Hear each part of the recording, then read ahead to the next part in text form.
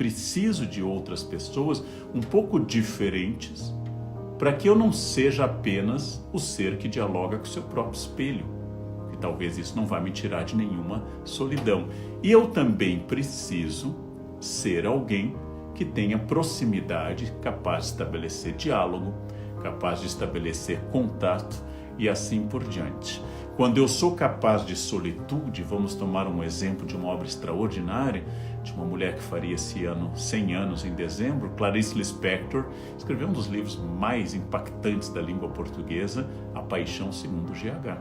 No livro, nós vemos uma mulher extremamente inteligente, com um grau de consciência impactante e que percorre um apartamento e fica fazendo suas reflexões dentro desse apartamento. Ali ela vai ter insights, iluminações que ela nunca teria se estivesse no meio de uma festa ou com mais pessoas. A própria capacidade de se afastar, como no romance moderno Robinson Crusoe, afinal a personagem título Robinson Crusoe só se torna uma pessoa com identidade e sabendo quem ele é depois de quase 30 anos afastado do convívio da maior parte das pessoas que ele conhecia e tendo num determinado período a companhia de Sexta-feira, que ele vai transformar em um aliado, em um amigo, um companheiro. Então é muito importante que a solidão seja iluminadora. É muito importante que a solidão tenha a capacidade de me tirar do meu universo social para que ela se transforme em solitude produtiva e interessante.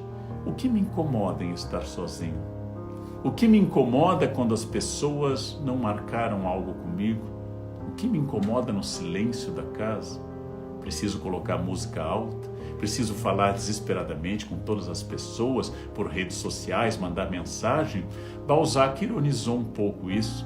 O grande escritor francês Balzac disse: nossa, a solidão é maravilhosa, desde que você tenha alguém para contar que a solidão é maravilhosa. Eu gosto muito dessa quase piada do Balzac, né?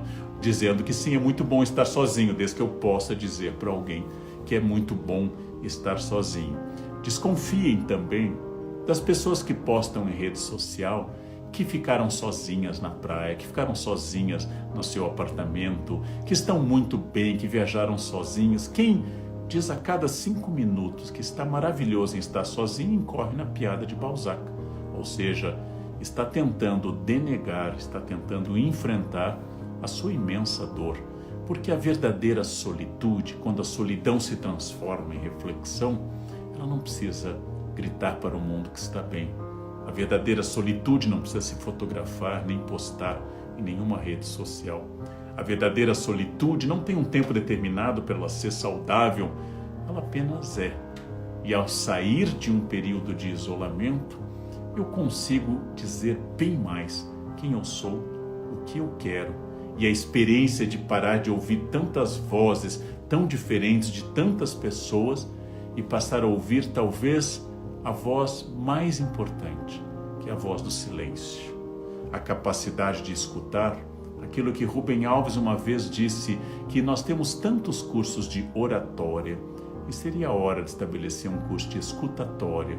A capacidade de ouvir sem dar opinião, sem dizer o que se pensa sobre aquilo.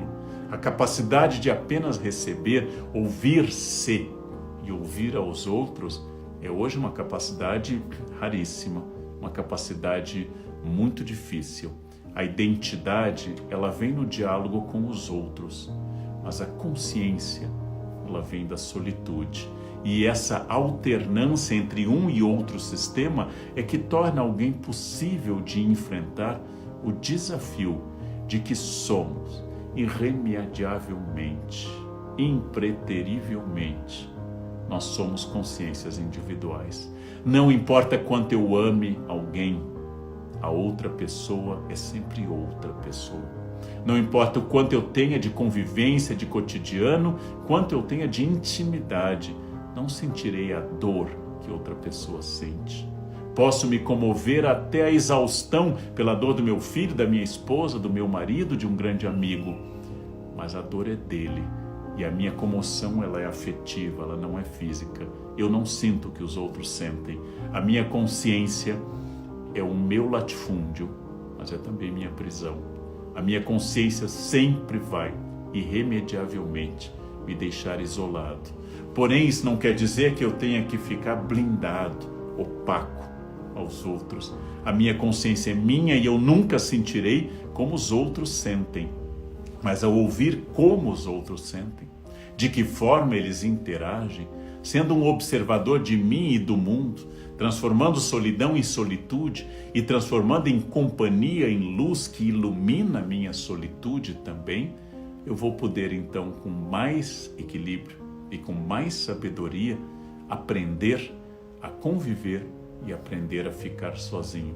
Os dois polos que caracterizam a sabedoria. Quem não quer negociar nada se isola para sempre. Quem não se tolera, quem não aguenta seu próprio contato, não sai de perto de todo mundo e fica muito deprimido se os outros não estiverem ao redor falando, como isso fosse um ópio, um opioide, um remédio para atenuar a dor da existência dessa pessoa. Quando eu escrevi o Dilema do Porco-Espinho, eu fiz uma reflexão densa, longa, prolongada, sobre todos os aspectos que a solidão poderia nos revelar. E fiquei imaginando como seria bom que todos nós, ao lermos as grandes experiências de solidão, citei Thoreau, podemos citar um período do Conde de Monte Cristo, a Paixão segundo GH, a solidão de grandes profetas, Jesus no deserto, por exemplo, o profeta Mohammed na caverna de Hira, Abraão e Moisés no deserto, recebendo sua revelação e tendo uma consciência de que ali havia uma missão, porque se isolaram. Também o Buda, para se iluminar, senta sob uma árvore e medita prolongadamente. E ali Buda descobre que a principal voz que ele tem que escutar para superar, a voz mais desafiadora, a voz que vai interromper seu silêncio interno, é a voz dele mesmo.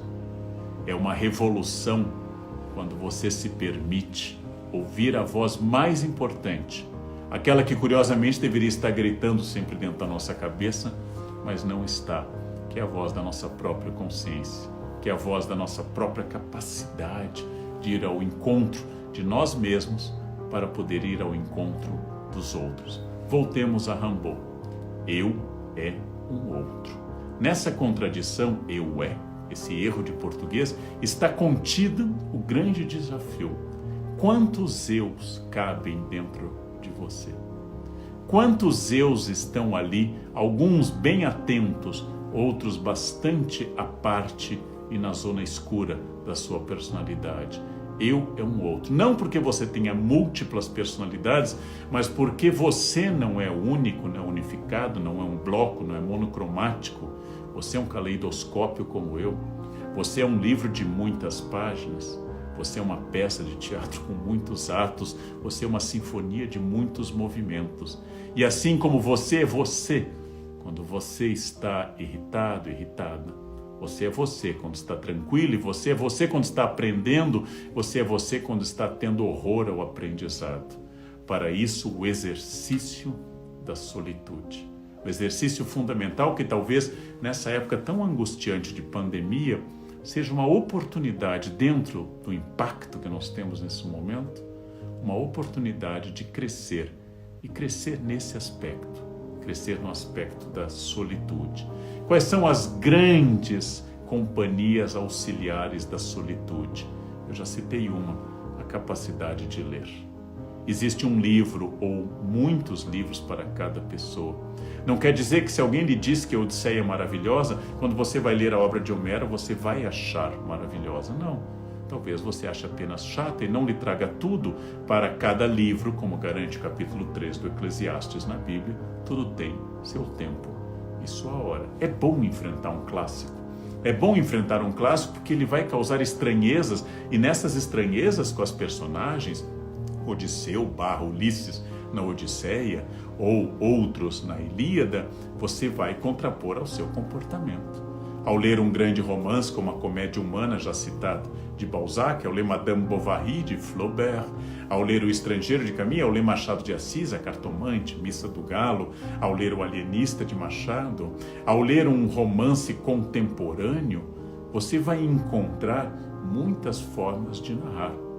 Acabei de reler O Filho de Mil Homens, de Walter Hugo Mãe, e no primeiro conto, o conto da Anã, dentro da comunidade, há muitas maneiras de reencontrar aquilo que você é, aquilo que você teme ser e aquilo que você simplesmente estranha diante da alteridade, ou seja, da diferença. A leitura bem feita, a leitura de um bom texto, seja ele qual for, é uma das grandes ferramentas da solitude. A solitude cresce se você puder ler, e a solitude também se desenvolve se você puder escutar de fato uma música. Estou dizendo uma coisa e você vai dizer, nossa, eu escuto música todos os dias. Não. Provavelmente, como eu fiz muito tempo, você coloca no som, no seu aparelho, no seu ouvido, você coloca a música. Você não escuta essa música. Quando eu digo escutar essa música, é colocar uma música e não fazer outra coisa, acompanhá-la mentalmente. Se for uma música com letra e você for capaz de entender a letra, estiver em uma língua ao seu alcance, você vai acompanhar a letra e a música. Se for uma música instrumental, se for uma orquestra tocando uma sinfonia, você vai acompanhar a linha melódica, os comentários da orquestra. Se for uma música movida, e por que não, você pode até dançar, mas você tem que sentir a música. E ao sentir a música, você se entrega a uma outra área do seu eu, que é um outro, que é a área da sensibilidade, que é a área do crescimento estético e o crescimento da sua própria capacidade de olhar para as coisas, porque a música dialoga com sua parte matemática, ela tem compasso, com sua parte intuitiva, sensitiva, porque ela tem emoção, e dialoga também com o lado direito e esquerdo do seu cérebro. Poucas coisas fazem isso, como faz a música, por exemplo. E se você decide observar uma obra de arte, se você vai aproveitar esse isolamento para tantos sites de museu que dão acesso à sua obra, em que você vai ver muito mais de perto, às vezes com mais nitidez e sem muita gente ao redor fazendo selfie, você vai ver aquele quadro dos museus que talvez você tenha visitado no passado, mas agora com muito detalhe, em um único quadro. E não 2 horas correndo no Louvre, no Britânico, no MASP, e não correndo para lá e para cá para o próximo ponto da sua viagem, do seu passeio.